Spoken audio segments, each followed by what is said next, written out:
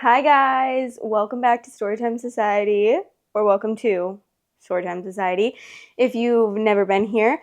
But even if you have and you're not subscribed, press the subscribe button, maybe the like button if you are so kind. And if you're even kinder, give me a little comment, chat with me, either now or at the end. Let me know your thoughts of the episode. I like never say this. I feel like, do you guys even know my name? I feel like I should start being like, I'm the host, Jamie, or something like that. I don't know. And when I say it out loud, I feel weird saying it because I'm like, okay, the host of what? Like, what are you, a termite or something? So it's really hot in here. Also, I just want to say that I have been waiting around for this poppy flavor, the orange cream flavor. I've not been able to find it anywhere. And I finally found it today. And let me tell you, okay, a long time ago, like years ago, like 2 or 3 years ago, I had the Olipop orange cream one time at Whole Foods. It was my favorite flavor of all time. And ever since that day, I had never seen it again. Like, it was almost like oh my god, what is that thing?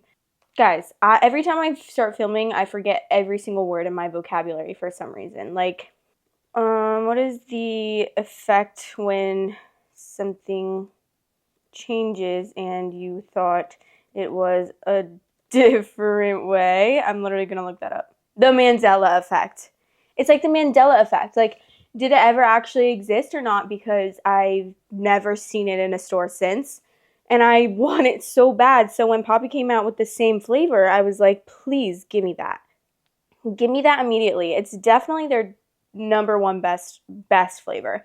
I tried the wild berry one, which is the blue can, and that's really good as well. And that was probably like, it has a lot of flavor, which their other ones are really good too, but they don't have as much flavor as that one, I feel like.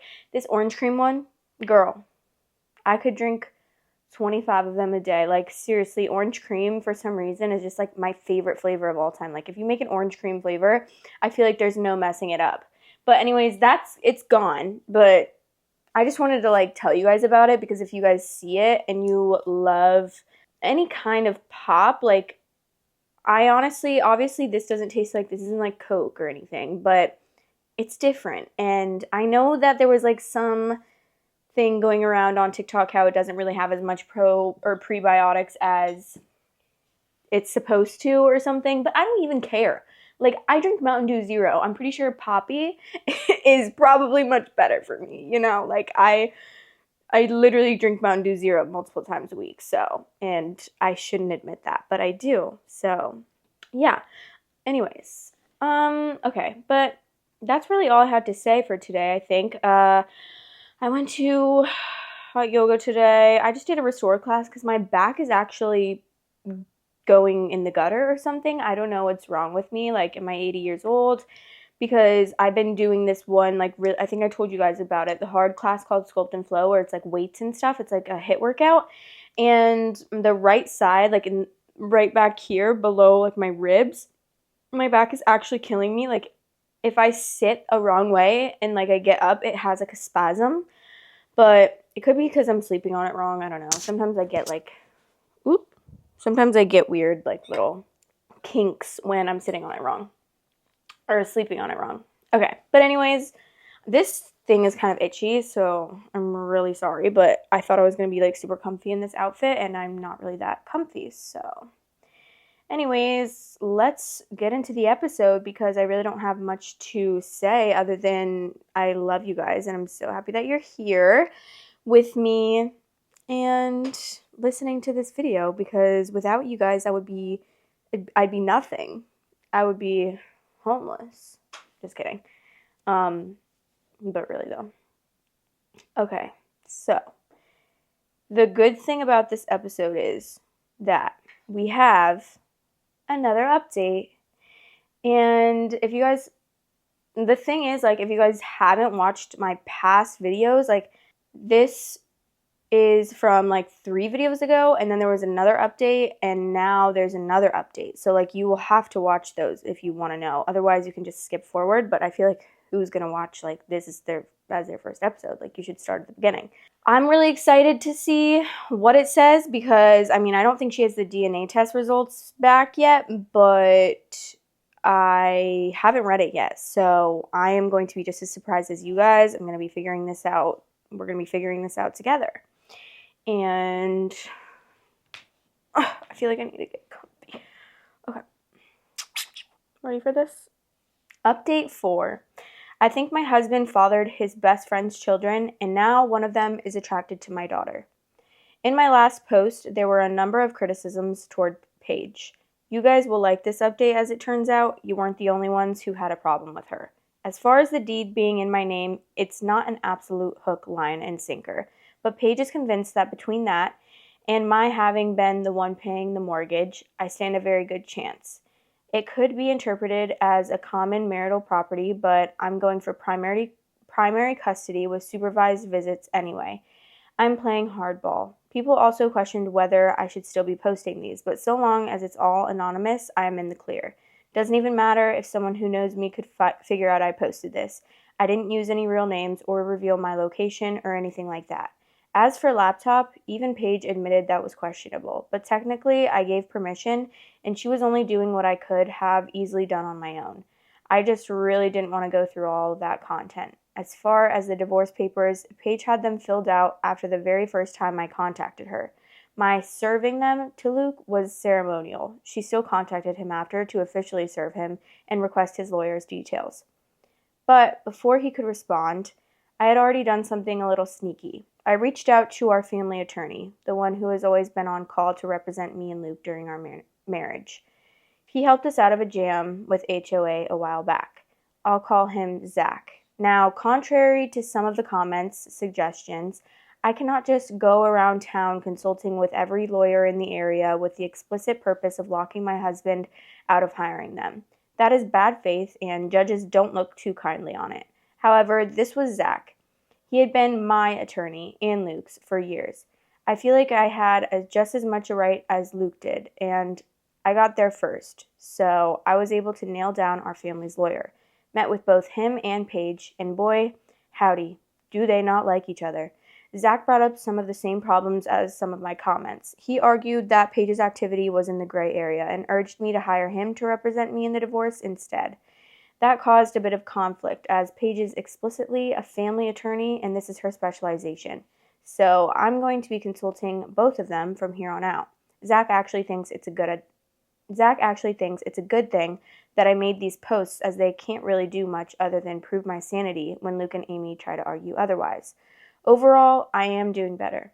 I've been talking to a friend in real life, the mom of one of Sophie's friends. I also have therapy scheduled for myself, and I intend to look into family therapy as well. When my kids ask me what's going on, I simply tell them that their father and I are having adult problems and it's nothing they need to worry about. That worked for about a day. Sophie warned me they were planning to confront me as a group, and they did, asking if Dad had cheated on me with Amy. Obviously, they've been talking about this, and perhaps they have been for longer than I had anticipated. Perhaps they've been wondering. Again, even though I had absolutely no proof, I was hesitant to tell them as much and let me explain why. I naturally wouldn't tell them about the pornographic content I found. I would simply say that I found messages between Luke and Amy revealing their affair, but with the exception of Sophie, they wouldn't be satisfied with that.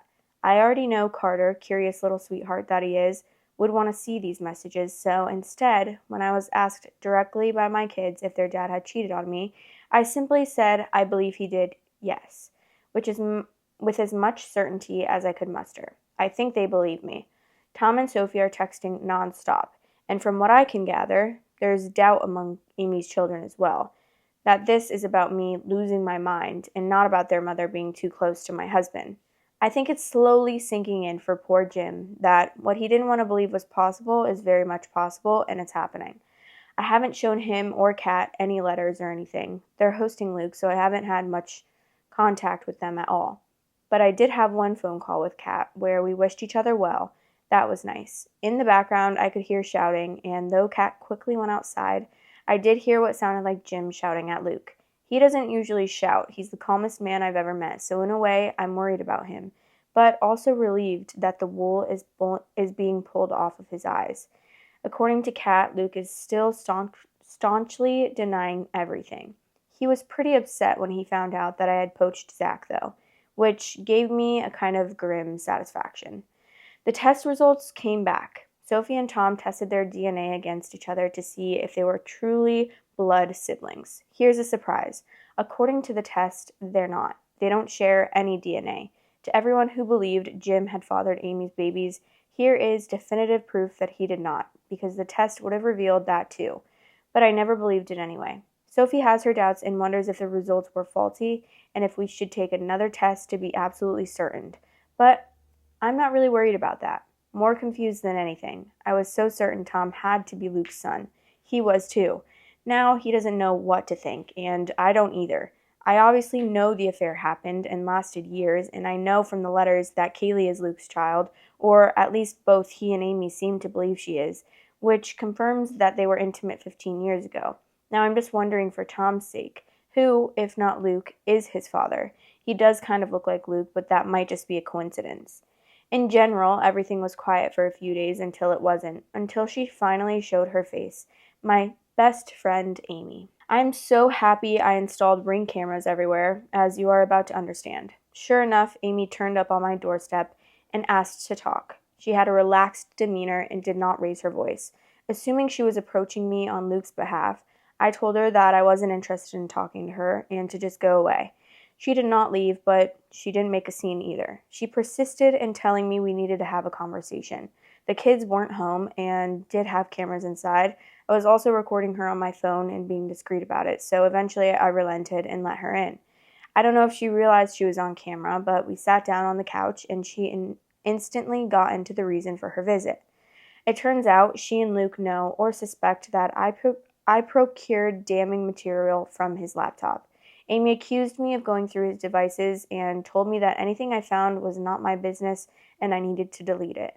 That was all she had to say. No apology, no admission of guilt, didn't even take responsibility for her own behavior. Hell, she might have known I was recording her because she didn't even directly acknowledge that the sensitive material on because she didn't even directly acknowledge what the sensitive material on Luke's laptop actually was. So I confronted her. Letting out some of my anger, I asked how she could have had the nerve to make demands of me. I asked her why she and Luke would do a thing like that in the first place.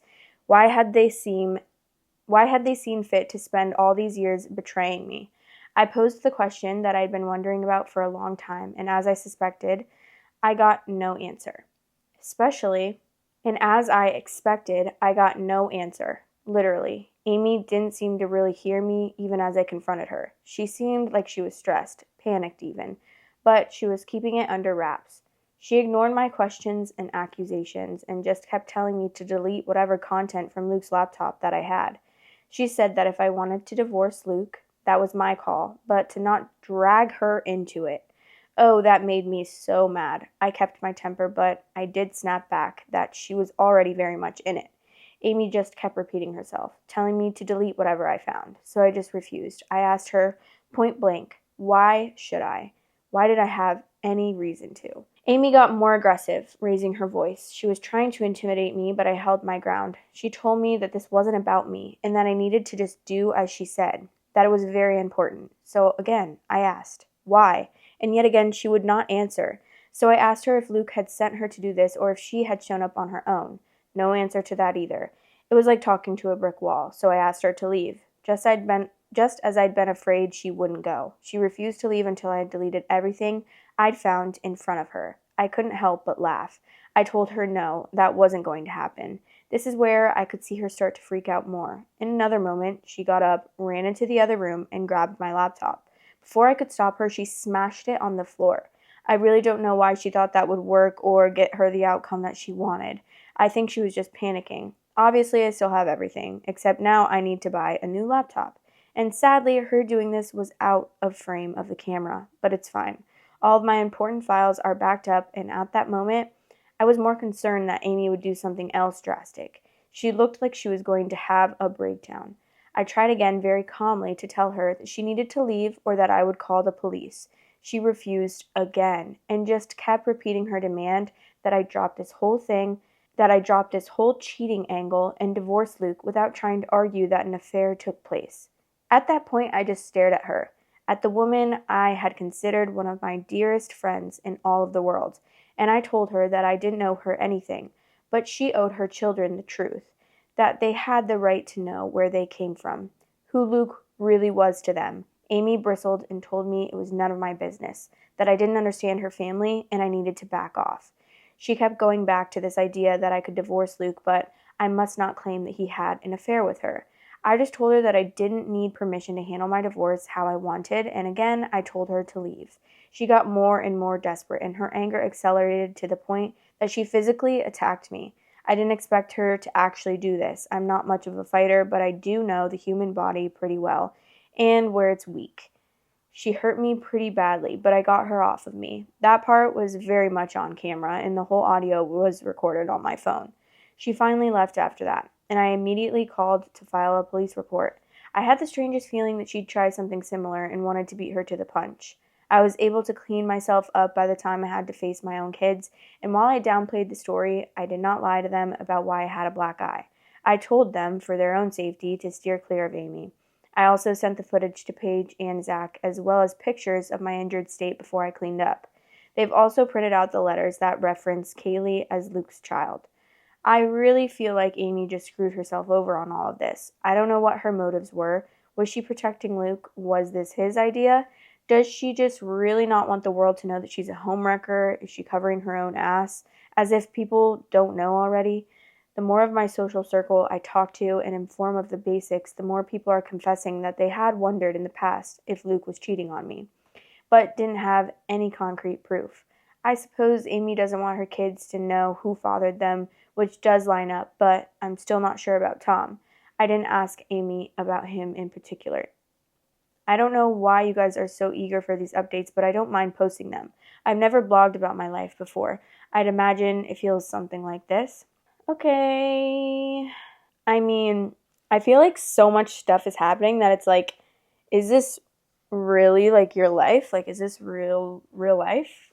Because it's really crazy. Like, also to me, like what really was ringing alarm bells for me was, I feel like this is totally just a complete theory, but and like so probably so random. But for me, it feels like maybe, and I don't want to be like, I don't know, I don't want to be like morbid or anything, but I feel like maybe one of her family members might have raped her or something, and that's like one of her kids or multiple of her kids, and that's where they came from or something. I don't know.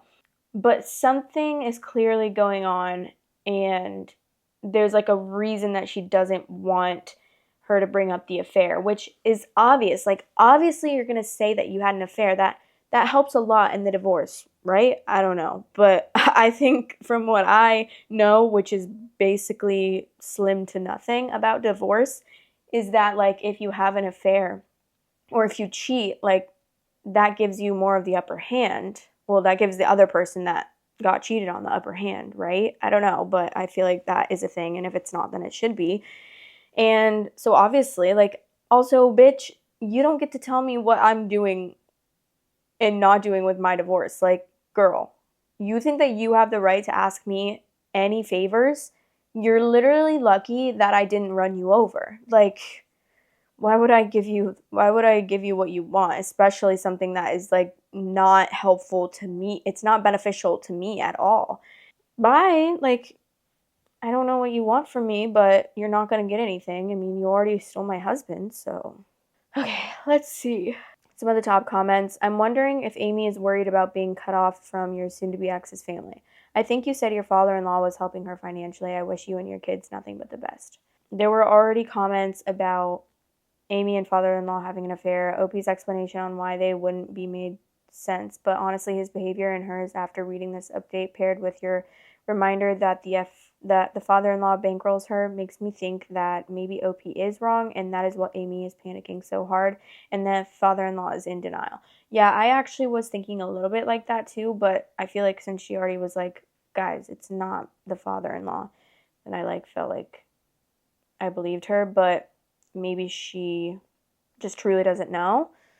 But I also want to, I think this was yesterday that she posted that, but I really want to like, I don't think she'll post so quickly. Like I highly doubt that she would post an update so quickly, like a back to back. I mean, obviously I feel like she's finding some entertainment in this, or maybe it just feels nice to be able to like vent to people, especially with all the attention she's getting. Like this post on Off My Chest that she posted got 5.6 upvotes and 1,200 comments. So it's like she's definitely getting a lot of attention. Like all of her posts are doing really well. But no, she didn't post. I'm on her page now because I literally I follow her. And she's like on here a good amount. It's like interesting. Well, obviously you guys know that I'm going to keep updating you and we will figure out what's happening together. But really that's all I really have to say about it is my theory and that why is she asking favors? Because she's in no position to be asking for favors at this point in time. I would like to see that video of them fighting. I feel like that would be funny. Okay, next story. Am I wrong for not sitting with my girlfriend at a funeral? On Monday, it was my dad's funeral. I was one of the pallbearers, and I also obviously sat in the front row. Sitting with me was my brother, sister, my dad's two sisters, and his brother. Everyone else just sat where they could get a seat. My girlfriend was sat in the second row. She hasn't met a lot of my family because I don't see them often. After the funeral, she started complaining about being sat with people she didn't know and said she should have been sat with me. I told her there was no room on the front row and my siblings and aunt and uncle's partners were all fine sitting further in the back. She said I should have sat with her. I pointed out that it's my dad's funeral. Of course, I'm going to be sat at the front and said she's being selfish, trying to make the funeral all about her. She said that's not fair and she didn't want to be sat with people she didn't know. I just said it's hardly like she had to sit and chat with them. It was sitting in silence for under an hour. She just said I should be sympathizing with her. I again reminded her that it's my dad's funeral, yet she's demanding sympathy because she had to sit next to people. She said I was insensitive and should apologize. Am I wrong for not sitting with my partner during the funeral? This is such an easy one for me. No, and break up. Because what the fuck? Sorry? My dad just died actually, so I don't really give a fuck where you're sitting. Like, to be honest with you, I wouldn't even be thinking, like, I'm sorry, but I love my boyfriend and all, but he could sit on the floor for all I care. If it was my dad's funeral, I would be literally, I mean, I don't know how close he is with his dad, but regardless, like, I don't care. I'm literally distraught. Like, my dad just died. So I don't really give a fuck if you're sitting, like, I don't care. I don't even care if you're there. Like, I mean, obviously I'd be upset if you didn't come, but you know what I mean. Like, I don't really care. I'm not thinking about anything other than the fact that my dad is laying in a casket, in a coffin. Are they the same things? Wait, a casket?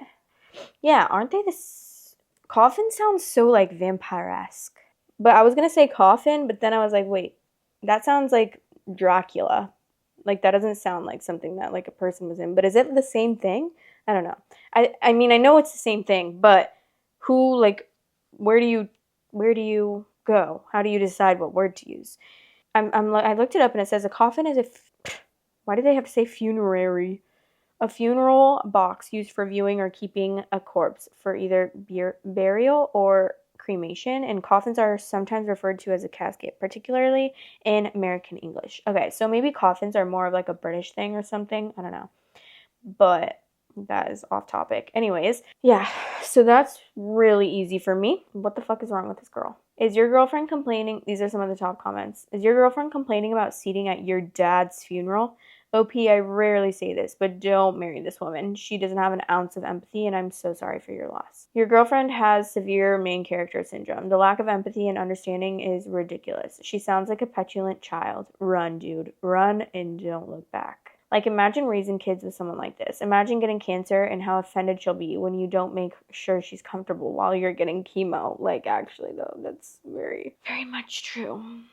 That's just insane.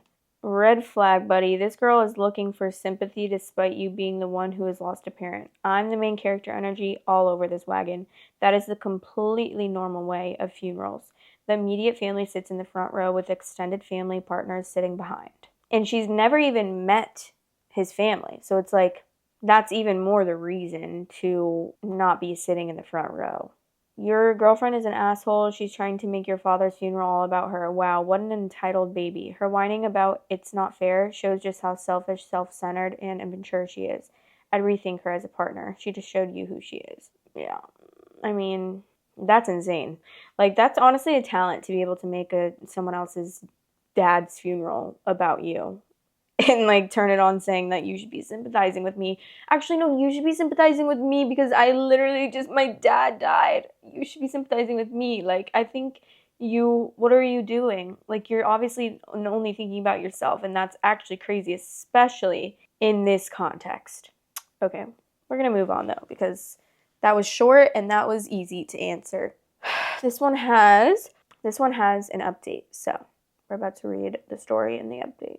Am I the asshole for hating my wife's creepy hobby project? Okay, this sounds insane, but I swear my wife is totally normal otherwise, which makes this so strange to me. For context, we're both in our later 30s and live in a pretty typical suburban neighborhood where we all know each other. My wife has always loved trashy movies and shows about infidelities, and she eats up true crime about spouses killing their cheating partners too. She just says something about it makes her morbidly fascinated, in her words. Well, a couple months back, we had a scandal in our neighborhood where a married couple in the neighborhood divorced because the husband cheated. No, there wasn't a murder or anything like that, but she became obsessed with learning every detail from every neighbor. No matter the occasion, be it a baby shower or cookout, she would bring it up hoping there would be any new information. A month later is when I stumbled on the board in her home office. I was doing some cleaning and I found a massive bulletin board facing away leaned up against the wall. Curiosity got the better of me and I turned it around to find literal fucking conspiracy board of all of our neighbors' pictures with lines of yarn connecting each other like the fucking Pepe Sylvia meme. I was totally confused and asked what this was, and she told me it was a hobby she had started recently where she would track rumors or likely candidates for cheating on the board. The yarn represented who was possibly cheating with whom. She had clearly gotten all the images on Facebook or some social media and printed them out and even had a few sticky note details. I told her this was creepy and insane, and she said maybe if I was doing it as a man, but she's just having harmless fun as a hobby, and she wouldn't be crazy and try to oust anyone based on rumors. She just likes feeling like a detective. She told me to view it like a creative art piece. I was still super weirded out, but I let it go, or I tried. I thought about it a lot. Well, every now and then I admit to checking the board when cleaning, but just a couple of days ago I looked to see that now I was on the board with a yarn attached to a neighbor's wife I am casual friends with. I asked her why she would add me if she thought I was cheating, and she said that was a different yarn color for potential matches for cheating. She said it makes me feel better. She was planning on adding herself. She said if it makes me feel better, she was planning on adding herself to the board soon. Well, I got pissed and kind of lost my temper about it. I told her to get rid of the board or our marriage will be in trouble. Things have been super rocky since. Sorry for the long post. I'm starting to feel bad and it hit me more than usual this morning. Should I apologize to her? And before you ask, no, I don't suspect her of cheating. Honestly, I wish she was because it would at least make more sense than this. Am I the asshole? Yeah, because you should be supportive of your wife and her endeavors, because I'm only saying that because I would totally do this and like that would be so fun. I would so be there. Like if she had a meeting and she wanted like a group of the neighbors to meet up with her to discuss all of this and like add to the board, I would so be there. It would be like weekly scrapbooking or like a weekly book club. That stuff is so fun to me. Like anytime any of my friends, and this isn't even like close to what she's doing, but anytime any of my friends would be like, oh, want to drive by his house and see like what he's doing, if he's lying to me or something, the way that I had already been in the car before they even asked that, and like, yep, let's go, beep beep, because that is so fun to me. Like, I want to see, I want to spy. Spying is so fun. Like, I would love to be a detective in, if it were like, if really being a detective were really like what it was in the movies, I would eat that shit up. Like, seriously. Because, I mean, I don't know what it is, but I also am morbidly fascinated by true crime as well. I don't really have any like certain specific type of true crime, like when a cheater or when someone cheats and then they get murdered. I don't really have any specifics like that, but I do love a good true crime. Like, I'll watch any type of true crime. And honestly, actually, well, I don't like search up anything like specific, but the things that are super interesting to me is like cannibalism. Ooh.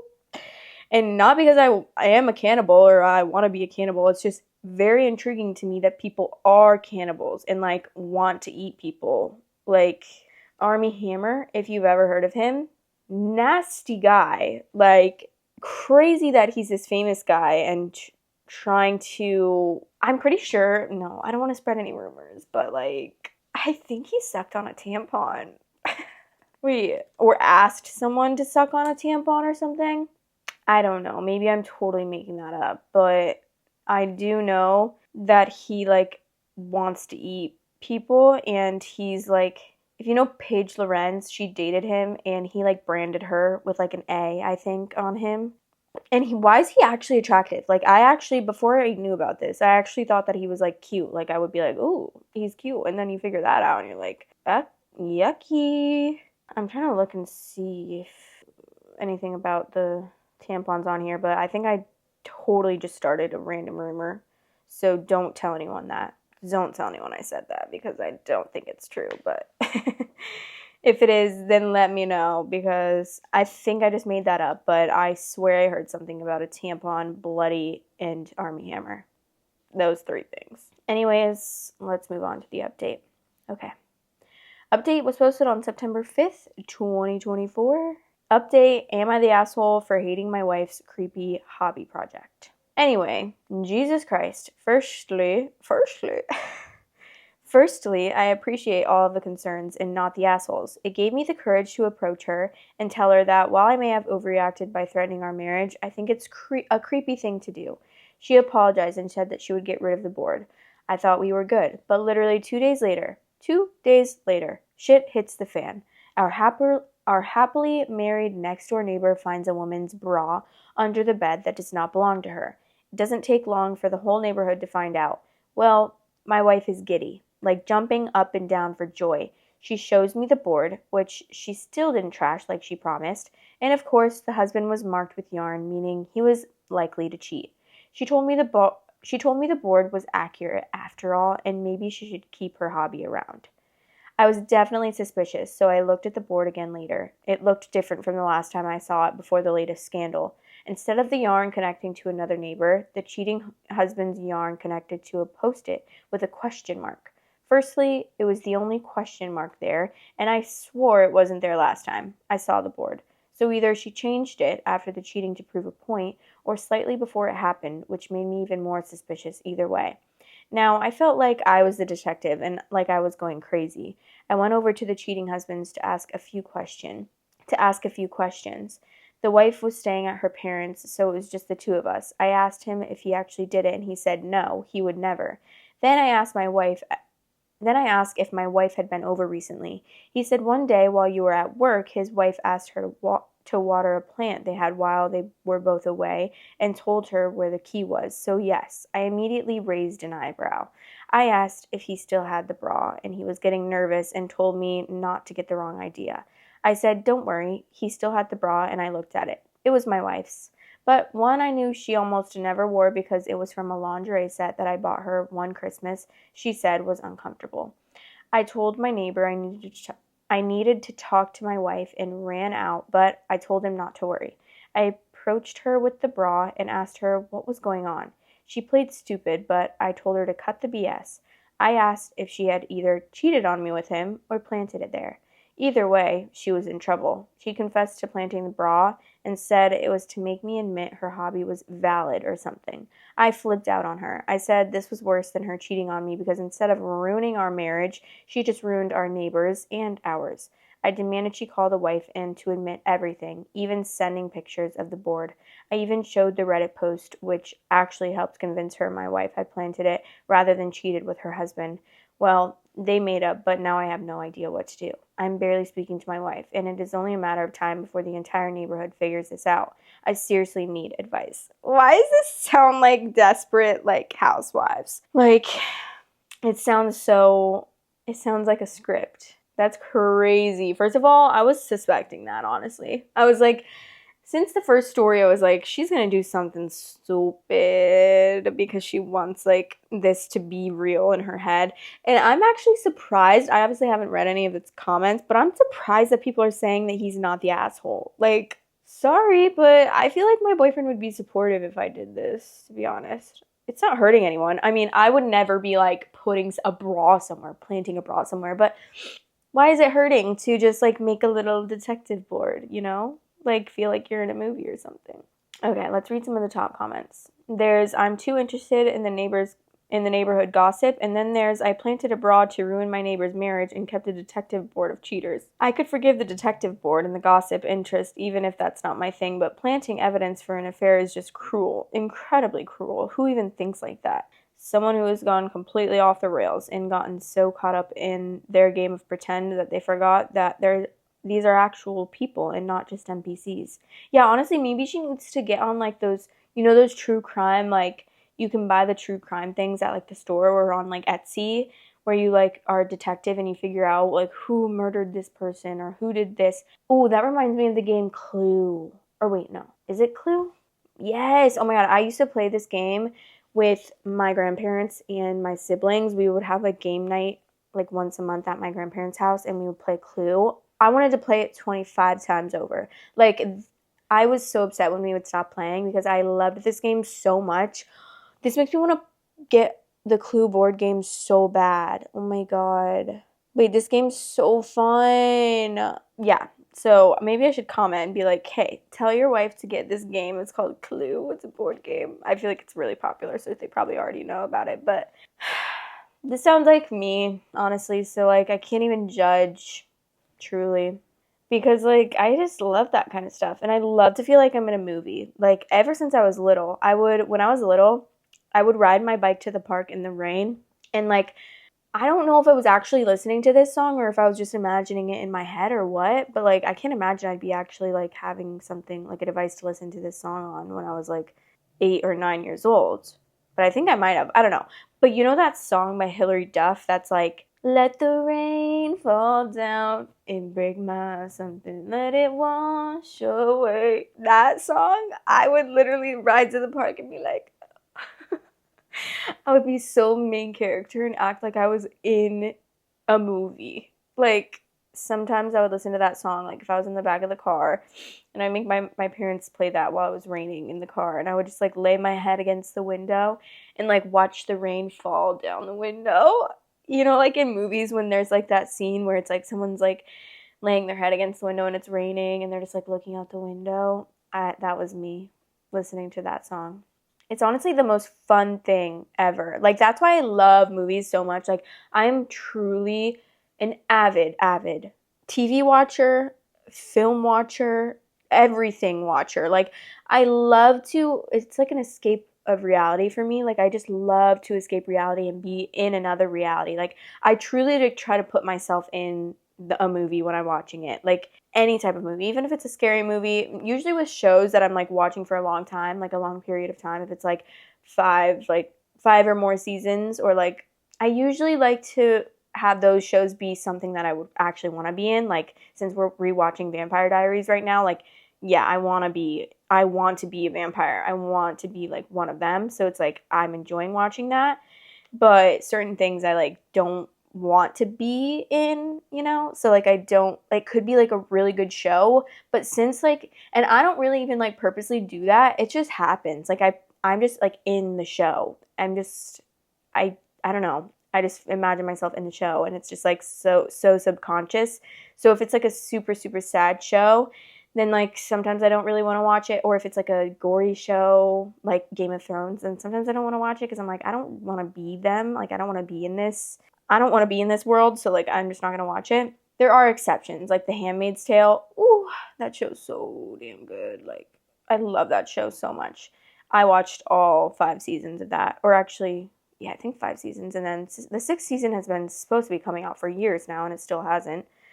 But that show is so good. Like, genuinely one of the best shows, hands down, that I've ever watched. Okay, anyways, let's read the next story. This one's a really short one. My 27 male fiance, 24 female, started acting weird after I told her why I didn't want to have sex with her. What do I do?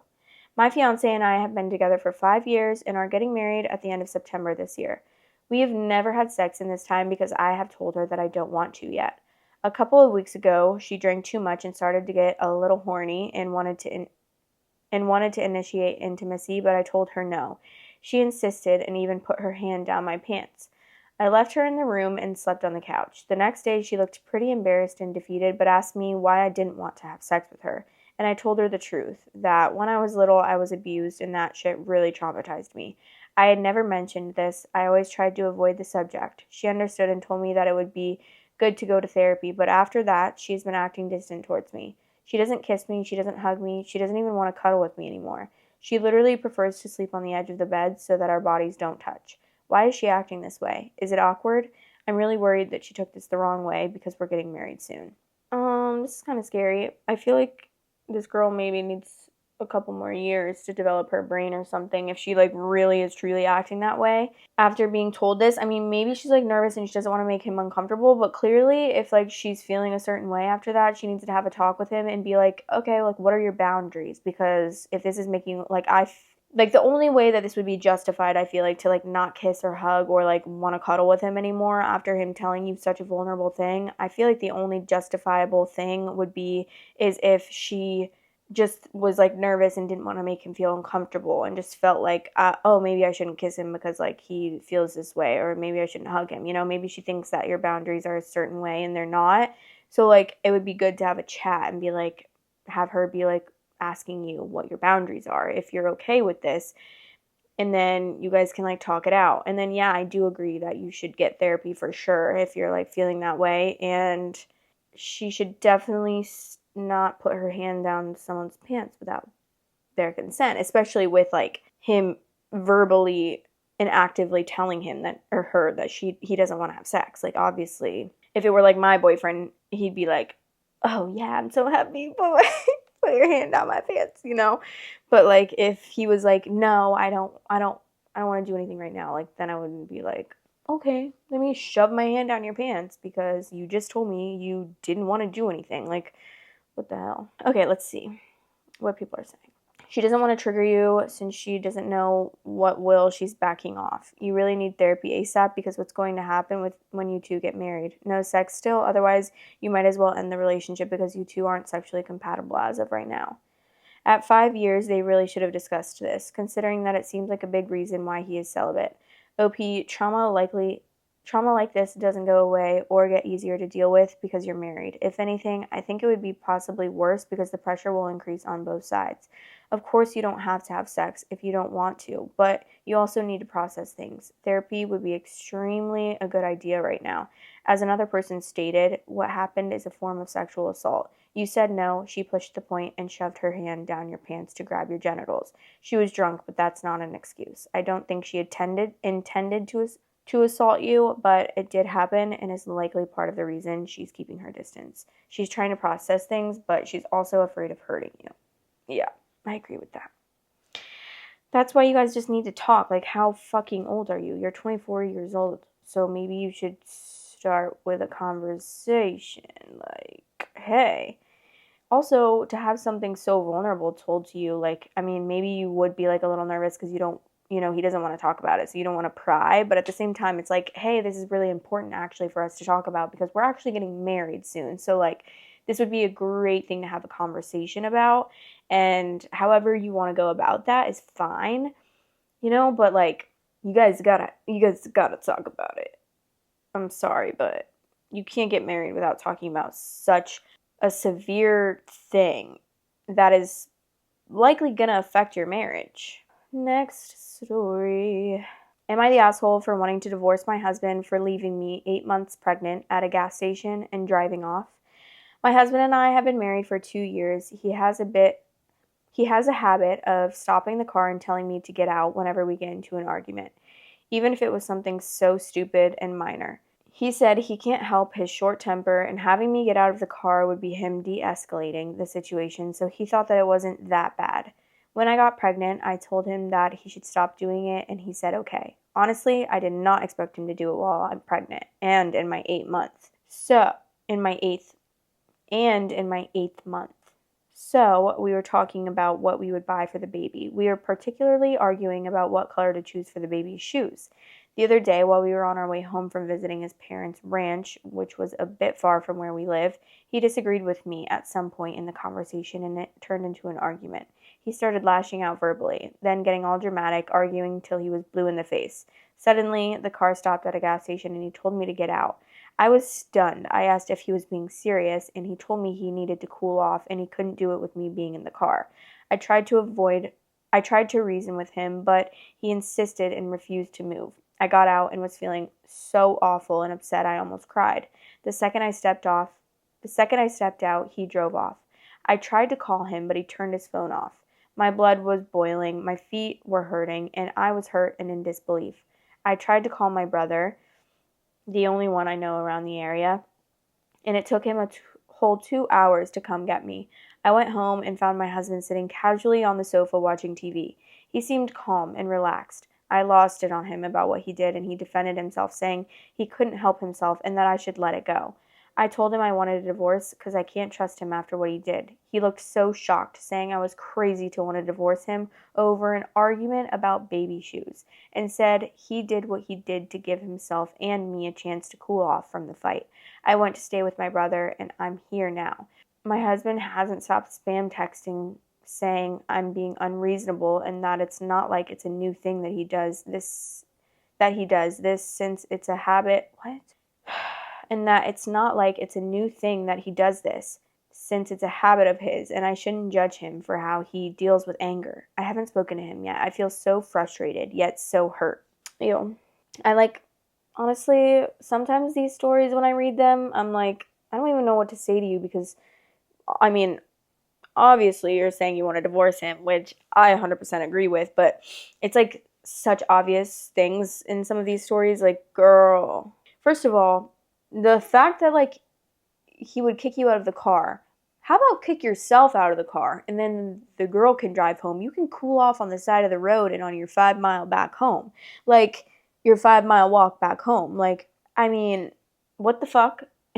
You should never, ever do that. Like, regardless of even if she's pregnant, you should never be leaving your significant other on the side of the road unless it was I mean, if I was driving with my boyfriend and he was like, yeah, I cheated on you, then I'd be like, okay, get the fuck out.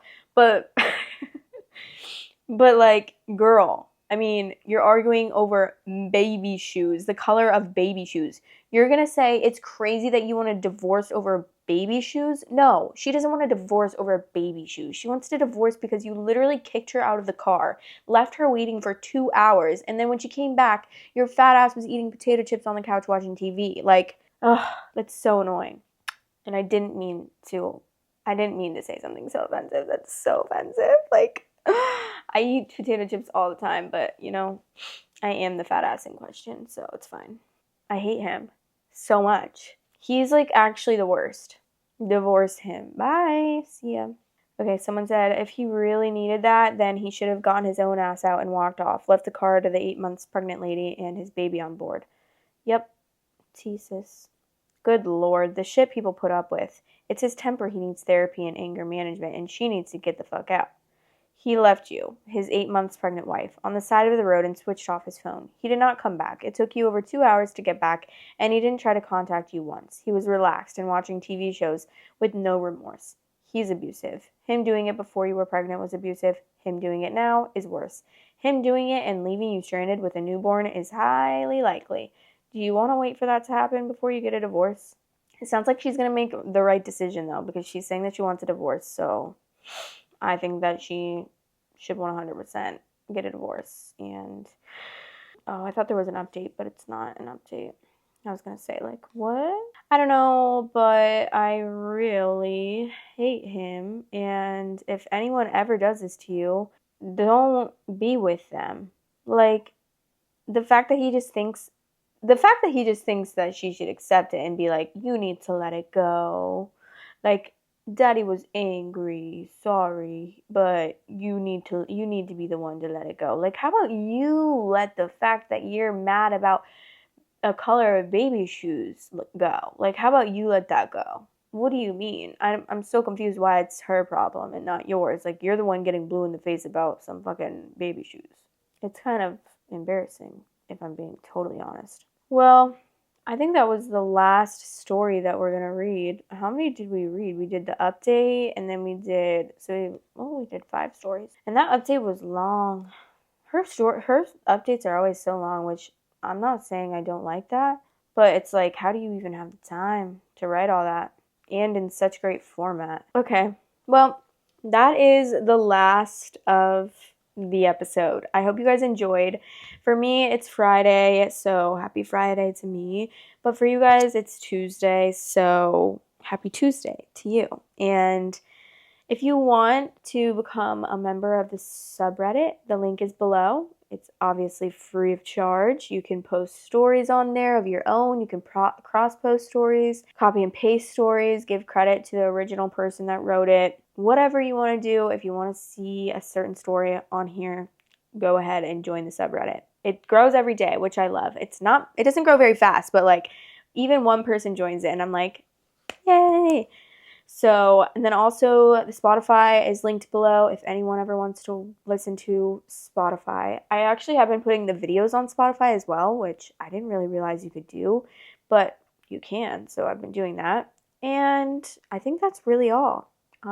If you want any other links like my social media or anything, all of it's in the link, or all of it's in the description below. Everything important will be in the description below. So I love you guys, and I hope that you enjoyed this episode, and I hope you have the best fantabulous day or night or afternoon ever, and I'll see you guys in the next episode.